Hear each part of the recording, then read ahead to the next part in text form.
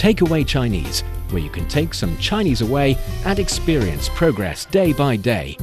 Takeaway Chinese, we will promise you a difference.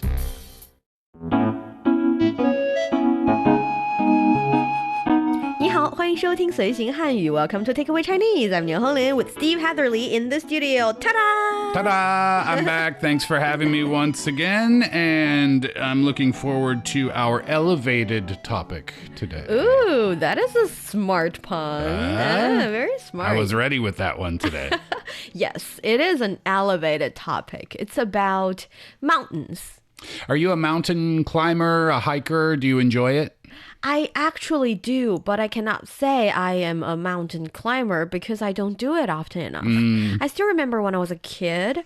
I mean, mountain climbing is definitely something, it's definitely, you're doing cardio. It's something that it requires a little bit of strength and also a little bit of technique so you do not get bored on your way, because for a lot of people, it is the view on the peak that matters. Yeah, getting to the top. Getting to the top is like the journey. The journey can be a little bit painstakingly long. Yeah, right. It can be long for sure. But the cool thing I think about a lot of mountains is that they tend to have different ways to get up to different points in the mountain. Some trails are designed for beginners, more casual route to the top, but some of the ways up are more challenging for more experienced people, and those are much more difficult. And then, of course, they can have the intermediate routes as well. They're kind of like ski hills in that sense, different right? Tracks. Yeah, you're going in the opposite direction, but still the challenges are quite similar. Yes, and the mountain climbing experience can always be quite philosophical in the Chinese culture, or I think anywhere, because when you climb a mountain that is very steep, very sharp, it's hard. And it's a little bit dangerous, and the thrill is there, but it's also very demanding for your body. In Chinese, we even have the saying 上山容易下山难. 上 meaning up, 山 山 by the way is mountain. The theme character and word of today, mountain, 山, and the 上山 means going up the mountain. 上山. 上山. 上山. Yes, and the 下山. 下山. Yes, 下山 means going down the mountain, and people would say 上山容易. 容易 means easy, and 下山难 means hard. It's easy to get up to the top of the mountain, but hard to get down, because the only strength it requires for you to get up to the peak of the mountain is hardworking, and you need to bite your tongue and just bite the bullet and just get there. But when you're going down, you need to be able to stop. You need to control your sore muscles. Oh, okay. That's why I say when the mountain is relatively dangerous, there's that. Because you're much more tired going down than you are going up, I guess. And also going up requires you to be very determined to just go. Yet going down requires you to have the ability to control, not go too fast, not roll down. Yeah, exactly. Or slide down the mountain. Yeah, that's right. I guess that's a good point. It seems counterintuitive, doesn't it? Going down seems like it would be easier than going up. But when you're going up, you have that motivation, that drive, that determination. But when you're going down, you've already seen the top. You've already made it to the top. You've spent your energy. So your focus might not be as strong as it would be if you're going up as well. So yeah, different kinds of energy being used. Definitely. And there are different types of mountains. There are this very tall and hard to climb one. There's the mild but very beautiful ones. And there are definitely in the mountains, there are different sites. Some mountains have something to do with certain, for example, Buddhist temples. Yeah, right. And some mountains have very beautiful trees and interesting creatures living in the mountains. So when it comes to mountain climbing and appreciating the view of different mountains, there are so much in China, in Chinese natural destinations and Chinese cultural philosophical world. Yeah, no doubt. And even a visit to the Great Wall can feel like a hike up a mountain if that's what you do. When you go to the Great Wall, you have a lot of choices, right? You can simply look around the little town. I don't know if we can call it a town, but the shops and the restaurants that are at the base of the wall. And by the way, there's various wall locations that you can go to, but the one that I went to, it has those shops and restaurants. I'm sure most of them do. And then you can kind of just take the stairs up to the wall and have a look around if you want, or you can start your hike and go for, I don't know if you'd ever finish it if you started and that was your goal. But the Great Wall is a great way to experience a different kind of hiking too. A different type of hiking. Yeah. Have you done that on the Great Wall before? A little bit, Yeah. yes. But like you said, there are different routes in different ways and different tracks. Yeah, and there's gondolas too. Yes. If you don't feel like doing the hike. Exactly. The thing is, climbing mountains in China can be a very enriching experience, both physically and spiritually. And it is today's topic. So for those of you who are interested in Chinese culture and want to get a grip on the Chinese language, then this is the show for you. Stick with us for 30 minutes and you soon see the rewards. And for more fun Chinese learning, follow our Facebook page, Learn Chinese, to watch many fun videos and live streams. But now, let's provide you with some free Chinese for a takeaway. So, we've talked about that mountains hold immense significance in Chinese culture, language, and philosophy. And that starts with the simple character shan. Shan. Yes, so the character shan itself, if you take a look at that character, it's basically 3 vertical line and 1 horizontal line. The horizontal line at the base being the base, and the vertical line, the 2 vertical lines on the side, both sides are a little bit shorter, and the middle one is a little bit taller. That's the shape of a mountain. Do you know what I see when I look at this character? Do you? I see an Olympic podium. Gold, silver, and bronze. Oh, it makes a total sense Right? as well. That's exactly what I see when I look at this. And I think it's a great way to remember this character because the middle vertical line is the gold medal, and that's the tallest line. And the gold medalist is always a little bit higher than the silver medalist and the bronze medalists who are at the same level on the podium. And those are the other 2 vertical lines. And then you have the horizontal line at the bottom, connecting them all. Make total sense. I will never forget this character, I guarantee it, because of that. Yes, and that is the character Shan Mountain. It by itself, it's a pictographic character created in the very beginning of the Chinese language. And Shan. So when we have Shan, we can also have Shanding. That's the mountain peak. Shanding. It means top. Mountaintop. Mountaintop. Okay. So Shanding. The character Ding can also be found in Wuding. That's the rooftop. So Ding. The top of anything, almost? The top of almost. So Shanding. And if you have Shanding, you must have Shanjiao. Shanjiao. Mountain foot. The bottom of the mountain. Yes. And since mountains go up and down, and when it goes down, further down, we've got Shangu. Shangu. Valley. The valley. Yes. Shangu. Shangu. Perfect. So Shanding, mountain top. Shanjiao, foot of the mountain, mountain foot. Shangu, mountain valley. Shanding. Mountain top. Shanjiao, the bottom or the foot of the mountain. And then the valley was Shangu. Shangu. And also there are other words like Shanfeng. Shanfeng. Mountain peak is like the top. The very top. The very top. The very top. The top area. Yeah. Yes. Shanfeng, mountain peak. And also Shanmai, mountain range. Shanmai. Yes.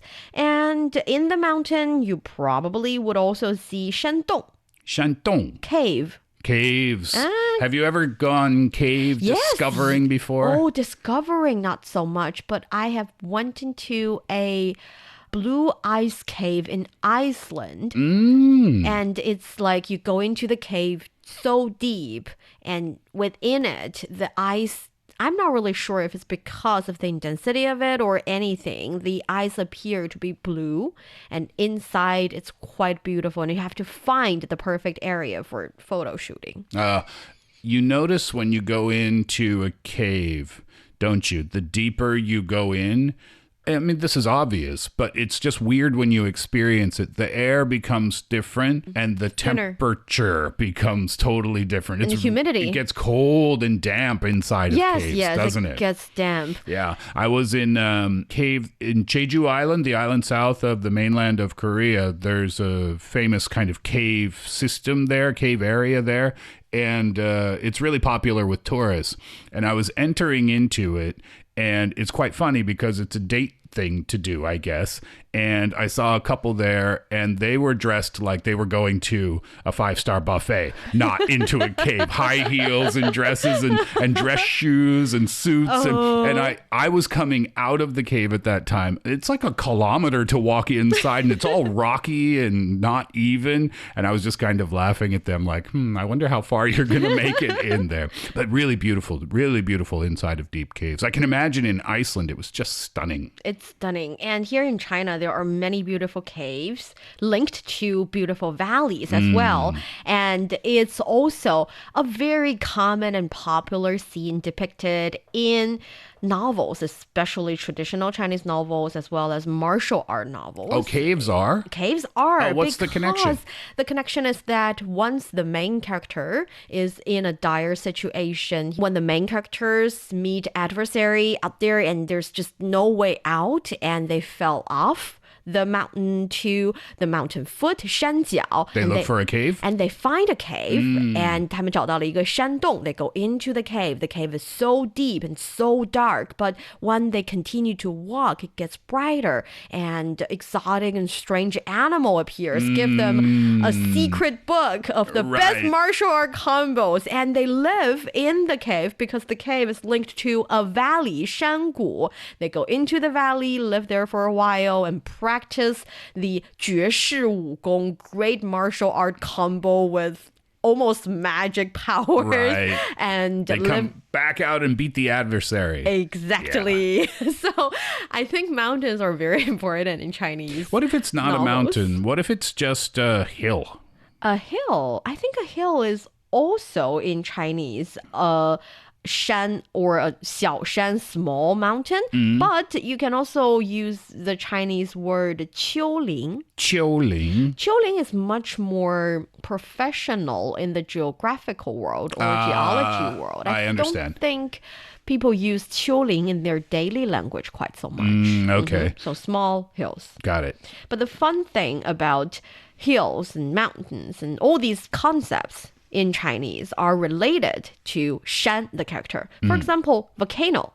If you think about it, volcano it's a mountain. Is a mountain. And in Chinese, we call it a fire mountain, 火山. 火山. Yes, precisely a fire mountain. Right. I've never gone. I've watched videos on the internet of people doing volcano walks and things like that, but I've never had the opportunity to do that myself. I don't know if I would do that, to be honest. I remember when I was in middle school, my geology teacher said that, I do not remember the name of the couple of scientists anymore, but he said that these two people love volcanoes so much. That is why, at the end, they stayed in that volcano forever. Oh, really? It was a tragic story, but that's how I remember volcanoes, 火山. Wow. 火山. And iceberg. If you think about it, there is not much soil in icebergs, but iceberg is definitely the shape of a ice mountain. Yeah, right. And in Chinese, we call it an ice mountain, 冰山. 冰山. Yeah. Yeah, and we have an expression in English. Yeah, when we look at an iceberg, we only see the top, and we think, our brain thinks that's it, right? But it's often much more deep under the water.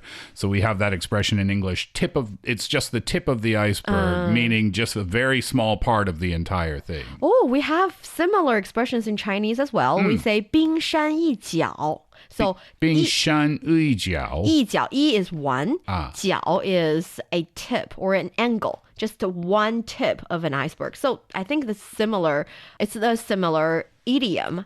And 冰山一角 is also the idiom you would use to express the idea that you only know a little bit of the fact of the entire story. So tip of the iceberg. 冰山一角. 冰山一角.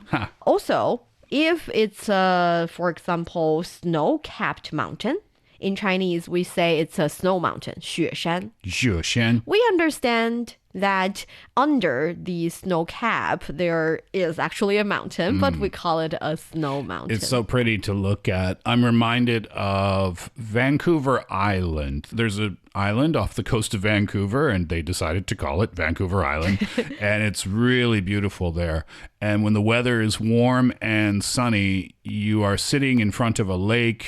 The weather's great, and you look up in the distance, and you can see snow-covered mountains on the mainland. It's pretty beautiful to see. Yeah, the beauty of nature would always remind me how small I am. Yeah, how insignificant I am. 100% true. And knowing that we're so insignificant actually makes me think I am important maybe only to myself and my family, which is why I should live better. I think that's why people, when they go mountain climbing or when they just look at a mountain from the distance and they see its enormity, they get that feeling, right? We are reminded of how small we actually are, which makes me wonder what it's like to look at the Earth from outer space. Ah, yes. That feeling must be like times 100 million when you see it like that. It could be so surreal, though. I would think so. Yeah. So what would you use, or what word would you use to describe a mountain? Tall. That would be the first word that comes to mind.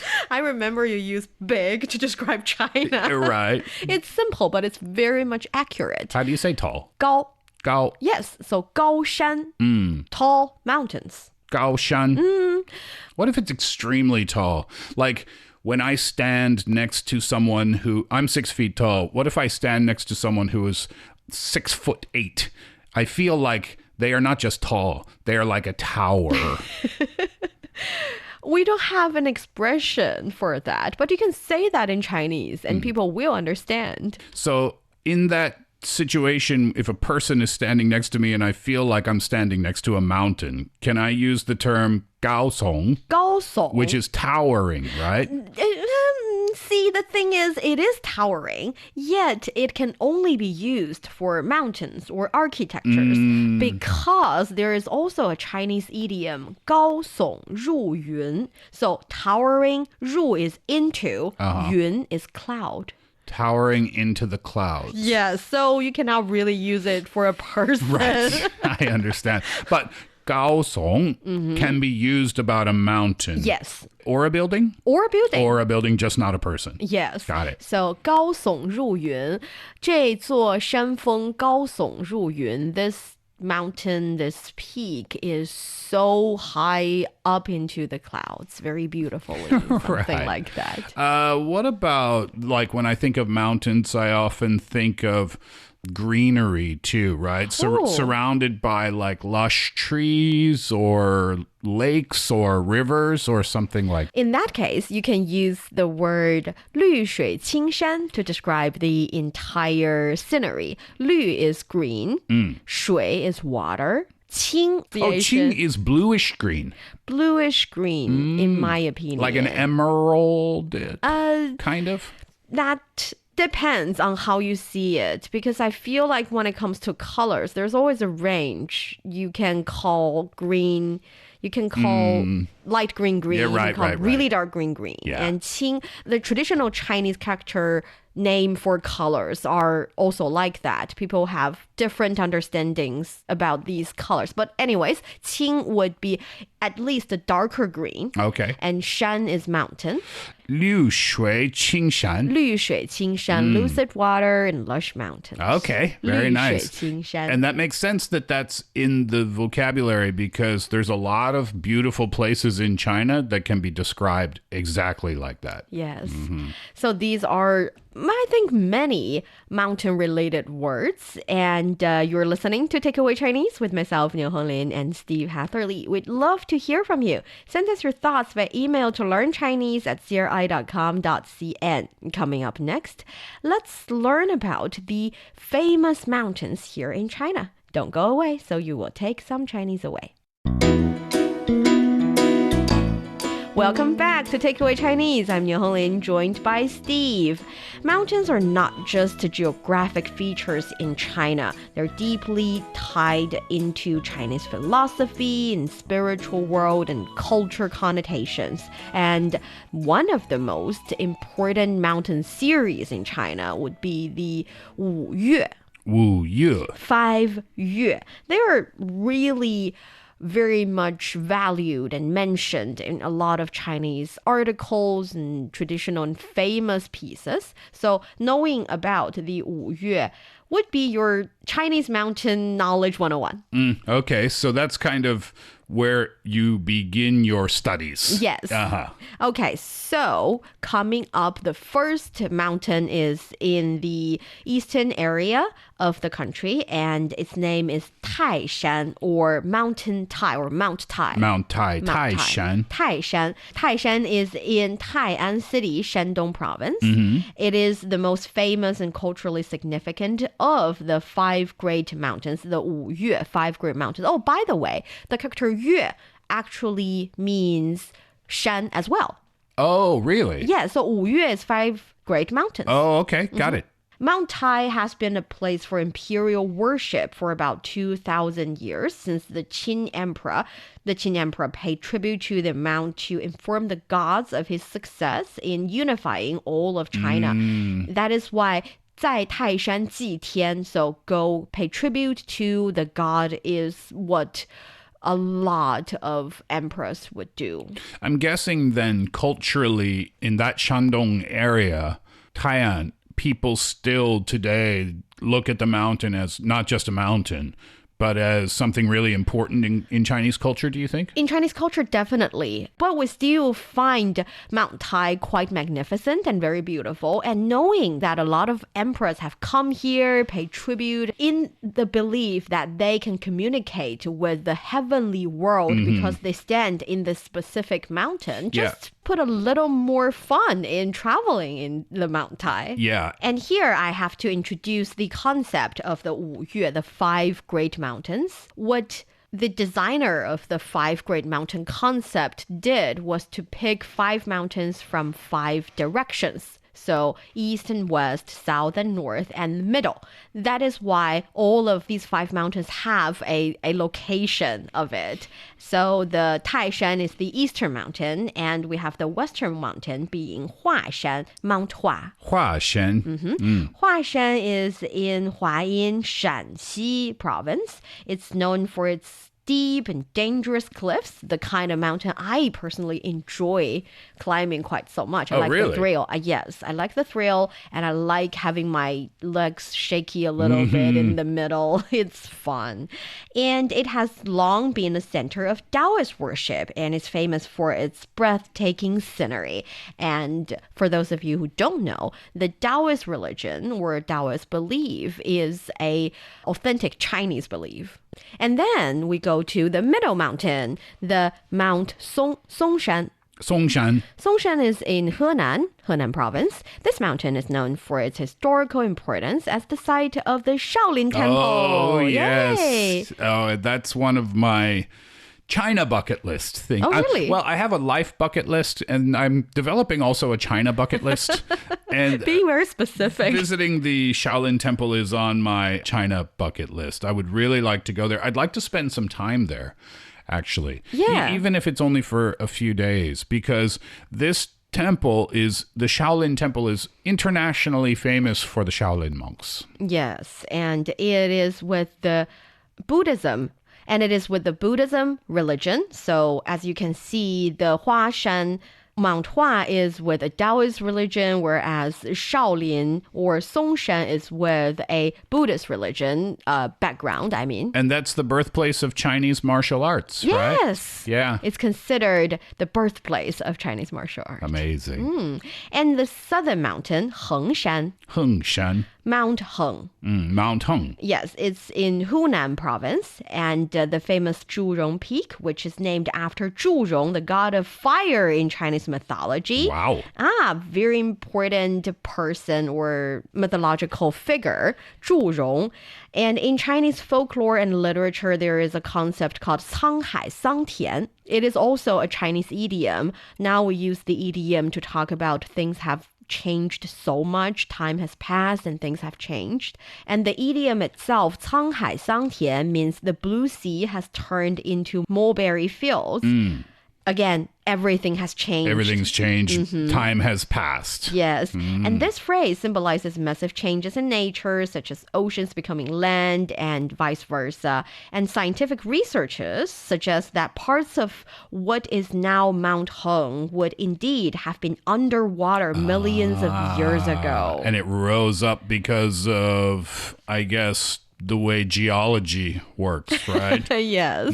So that is Hengshan. And there is another Hengshan, similar, actually same pronunciation and different character. Oh, okay. The northern mountain is also a Mount Heng, but it's in Shanxi, my hometown. Oh, very nice. Yes, So you're very familiar with this mountain then. Yes, I've been there. I've climbed the mountain when I was a little girl. It was very much fun. And the mountain features steep peaks, dense pine forests, very, very beautiful, and numerous caves. I like caves. As a little girl, I remember when I was climbing Mount Heng, it was not that much equipped, or there was not that many facilitation allowing people to, instead of climbing, just stay in the little box and be transported up. Okay. But how about now? Now there are so many different ways to enjoy mountain climbing without mountain climbing. But what I was about to say is that I can go climbing the mountain and at certain places go into the cave. It's a small cave, or there were small caves. As a little girl, I was able to go in there. It was not that dangerous. It was not that deep, but it was very much fun. Very cool. Yeah, and I guess all of these mountains would be inspiration for the artistic citizens of the time and also the artistic citizens of now. Mountains often inspire things like paintings and poetry and all different types of art. And there are many other important mountains. I think I know most of the mountains because of traditional Chinese poems. Just like you said, we have sayings like 不识庐山真面目，只缘身在此山中. Lushan is the mountain Lu, Mount Lu in this verse, but it actually means you do not know exactly what the mountain is like because you're in the mountain. You have to step out to see the entire picture. Oh, okay. Philosophical idea. Right, And yeah. there are also Chinese verses talking about if you want to look further, you need to go up a level in the mountain. You have to climb up to the top of the mountain. To gain a broader perspective. Yes, and when it comes to the beauty of different mountains, people definitely have different understandings about it. We talk about the 5 great mountains of 五岳 being very important. Yet there is this idea of 五岳归来不看山. Once you've traveled all the 5 great mountains, you do not have to climb other ones because these 5 are really, really good. Yet, 黄山归来不看岳. If you visit the Mount Huang or the Yellow Mountain, then you do not have to see the 5 great mountains because Huangshan is even more beautiful. I understand. So, you if you've seen that one, there's no need to see the others. there are so many different concepts and different interesting philosophical ideas as well as poetry verses around mountains, and also in reality so many beautiful mountains just right there waiting for you to explore. Awesome that we have so many places to go and check out such natural beauty here in the country. Yes, and that brings us to the end of today's Takeaway Chinese. I'm Niu Honglin with Steve here in the studio. For more episodes of the show, you can visit our website at radio.cgtn.com and go to the column podcast. You can also listen to the show and read the script there. Find us wherever you listen to your favorite podcast. Just search for Takeaway Chinese. Don't forget to leave your questions, comments, and a 5-star rating. 感谢收听，我们下次再见。谢谢, thank you, and see you next time.